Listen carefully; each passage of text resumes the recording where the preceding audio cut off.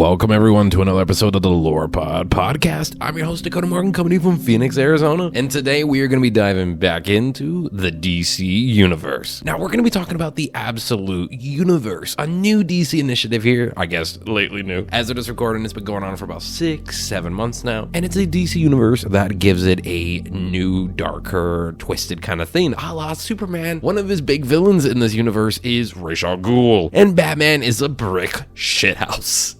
Yeah, that's the one with the axe who kicks little kids and shit like that, and the absolute Joker and all that shit. Yes, there is more than just absolute Batman. There's Superman, Wonder Woman, Flash, even Green Lantern as well. Now, a little bit to say here about the Absolute Universe is that it is made by Darkseid. It is Darkseid, the big bad, the Omega Beam shooting son of a bitch, Darkseid. Now, he decided, due to a whole bunch of machinations, that is way too long for this fucking podcast episode, that he wanted to create his own version of the DC Universe. And that means there's gonna be dark twists, different changes and whatnot of characters. And if you clicked on this episode, you know what we're talking about. We're gonna be diving into the Flash, the absolute Flash, the origins, as far as we know, of this character. But that's a little bit to know with the universe of where they're at. Now, it should be made clear right away, though, this Flash is gonna be Wally West. We're not looking at a Barry Allen Flash in this universe. We're looking at Wally West. And by the way, the suit designs in the Absolute Universe, on fucking point. On point. There's no bad suit. Now, we are gonna be starting here with a young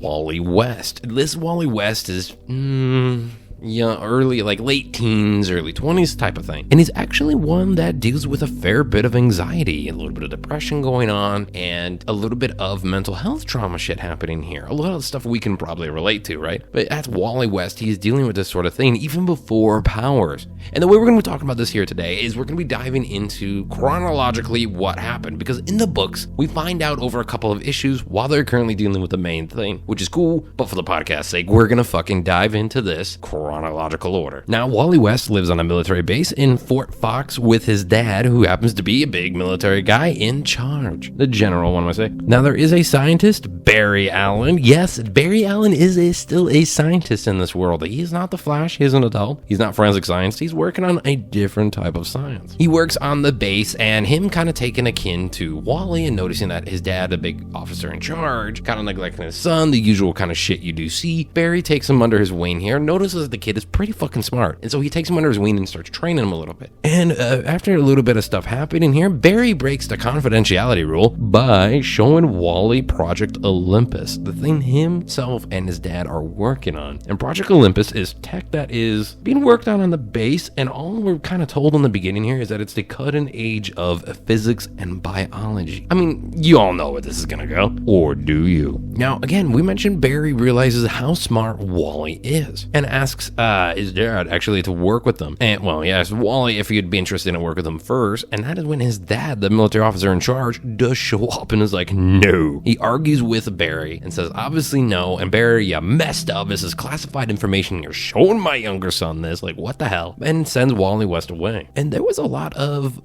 mental abuse and a lot of weird kind of like, kind of abusive stuff. And it's coming from me, who has pretty thick fucking skin. And a lot of that kind of happened to Wally, which kind of shows you where he's at, right? His dad's screaming and yelling at him and tearing him a new asshole. But then the next day, his dad acts nice around him. Yeah, we know how that's like. Dad acts nice and says he wants to make sure he does not get involved with the project because it is dangerous. And yes, his dad tells him, I can't tell you a thing, but it just no, son, it is dangerous. Wally claps back about shitty life and having to move and having to be on the military base and away from kids, like all of that shit. And being just in the dark of all times here, and then dealing with the ramifications of his dad just screaming and yelling at him at night. And he also complains that he's not given ways to help handle his extreme amount of anxiety, which I'd be pissed off about too. Now, after this whole shindig with his dad, Wally does meet up with Barry in the end too, and Barry's like, what the hell? But it's like, all right, I guess. But this is the problem though, is that it wasn't in the, like him doing nothing. Barry was in the middle of a tech experiment with energy, and he had on a certain iconic kind of looking suit here. Now, Barry is having some weird stuff going on here. There's some weird tech stuff happening here. He's got this lightning bolt on this red and white and yellow suit sort of thing happening. Now, things start to go a little bit weird and crazy because, well, as Barry asks Wally for help, Wally just utmost disappears as soon as his dad walks in. Like, just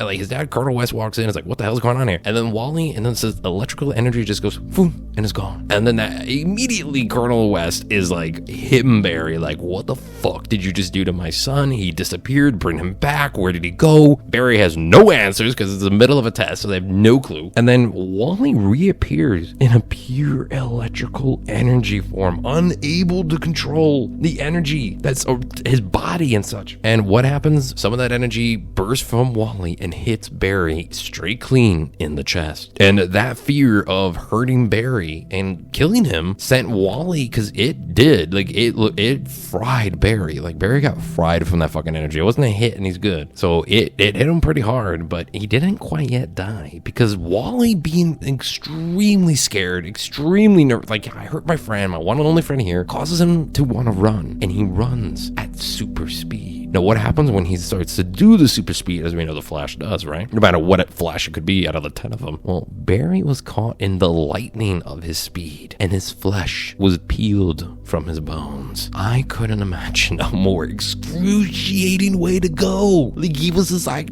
I'm hit, and then it went to, oh my god, and just like the flesh peeled from your bones. Superb. Oh.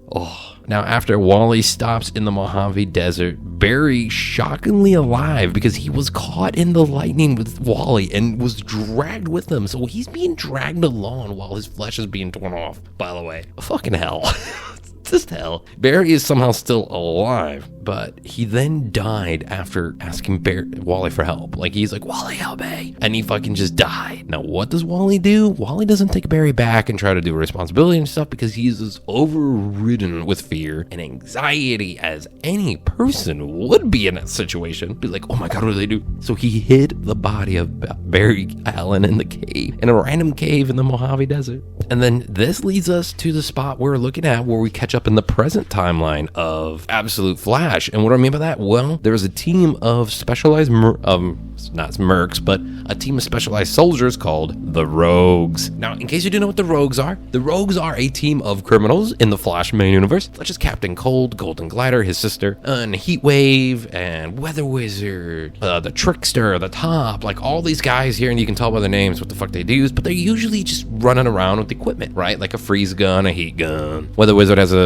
stick that controls the fucking weather and shit. But like, here's the thing. Oh, Mirror Master as well, who does use tech and go into the mirror world and pop out at any reflection. OP as hell. Now, these Rogues are different in the Absolute Universe. They're a Spec Ops team that's run by Colonel West. Yeah. And so they have like military decked out gear. They're still the same Rogue characters as we know, Leonard Starr and all that. But they're actually sent out by the Colonel. And Captain Boomerang is on the list too. I should also include him, because you always love a good Boomer. Now, they all are on that team there, and they're sent out by Colonel West to go retrieve Barry. So that's how we get the Rogues involved too. Absolutely awesome. And Captain Cold's like camo uniform, oh fucking cool. It's really, really cool. But that is the origins of Absolute Flash, everybody. If you enjoyed this, be sure to leave a subscribe, actually, wherever you're listening to the Lore Pod podcast. Again, I've been your host, Dakota Morgan. Leave us a review also wherever you're listening. It helps us out greatly. So you can stay tuned for also new episodes every week. Again, subscribe. Tell your friends. Enjoy. This is the pop culture show where we talk all things pop culture. Movies, TV shows, video games, comics, everything. Because fuck, I like to talk about it and talk about stuff you may or may not know about. My Twitch is CodaRex97, and my X/Twitter is at DakotaMorgan3, and Instagram at Dakota_Morgan97 for all my adventures and shit I do, media and education and stuff. And all that's going to be in the description box down below. Again, thank you everybody for tuning in. And remember everybody, stay creative.